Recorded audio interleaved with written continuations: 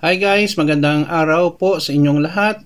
Ito naman po ang kaibigan nyo si Jake. Sa video natin ngayon, pag-usapan po natin, hindi pa alam ni VP Sara kung kailan siya babalik dito sa Pilipinas. Yon po ang topic natin, no? Hindi pa alam ni VP Sara kung kailan siya babalik dito sa Pilipinas from Hague, the Netherlands. Ano ba ang implication nito?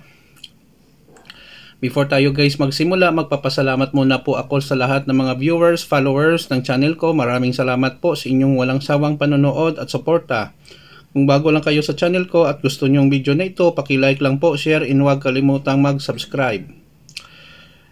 Sabi ni VP Sara, Vice President Sara Duterte, hindi niya pa daw alam kung kailan sa babalik dito sa Pilipinas. Pero according kay Tatay Digong, gusto niya bumalik dito si Inday Sara. However, ang problema ni VP Sara, sa ngayon, gusto niyang makumpleto ang line-up ng kanyang mga legal counsel or mga abogado magde-depend sa ICC or International Criminal Court kay Tatay Digong sa kanyang kasong Crimes Against Humanity. Now, as a daughter and tatay niya, si Tatay Digong, naintindihan natin na dapat nandoon siya para tumulong sa kanyang ama. But, ang problema kasi, Vice President siya ng Pilipinas. May responsibilidad siya dito sa Pilipinas at kailangan niya magtrabaho dito sa Pilipinas bilang pangalawang Pangulo. Ikalawa, binabayaran siya ng sweldo every month. Hindi naman yon kahit absensya dito,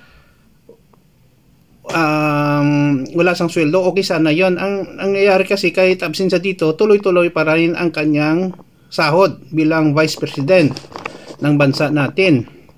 So, ito nagpapakita na basta vested interest at personal interest na ang tatamaan, ang kanyang responsibility bilang VP or Vice President ng Pilipinas ay napapabayaan. So, yun ang masakit, no? So, ewan ko kung anong pwedeng gawin ng Senado kasi harapin niya rin ang kanyang kaso dito ng impeachment. Okay, natandaan niyo ba may impeachment, na-impeach siya ng Kamara? So, inintay na ang Senado rin para tuloy-tuloy ng kanyang impeachment. Mapalayas ba siya sa posisyon as Vice President? Kung mangyayari yon, perpetual disqualification rin sa kanya na hindi na siya pwedeng tumakbo bilang Pangulo or iba pang posisyon sa pamahalaan once VP Sara is being impeached in her position bilang Vice President ng Pilipinas.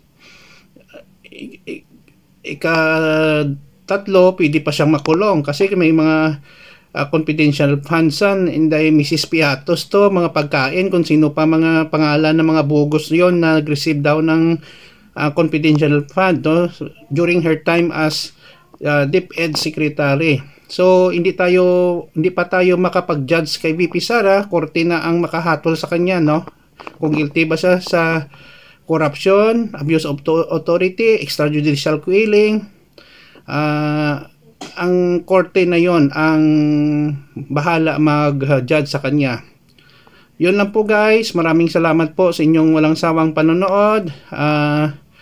Please like, share, and huwag kalimutang mag-subscribe. No, shout out pala no sa mga viewers natin sa abroad, sa Canada, Australia, Singapore, Japan, or saan man kayo sa sulok ng mundo, Middle East or Antarctica, kung meron tayo dyan ng mga followers na nanonood sa atin. Maraming salamat po. I love you all, no? So, kita-kita tayo guys sa sunod na video. Please like, share, and subscribe. Ito naman pong kaibigan nyo si Jake. Paalam!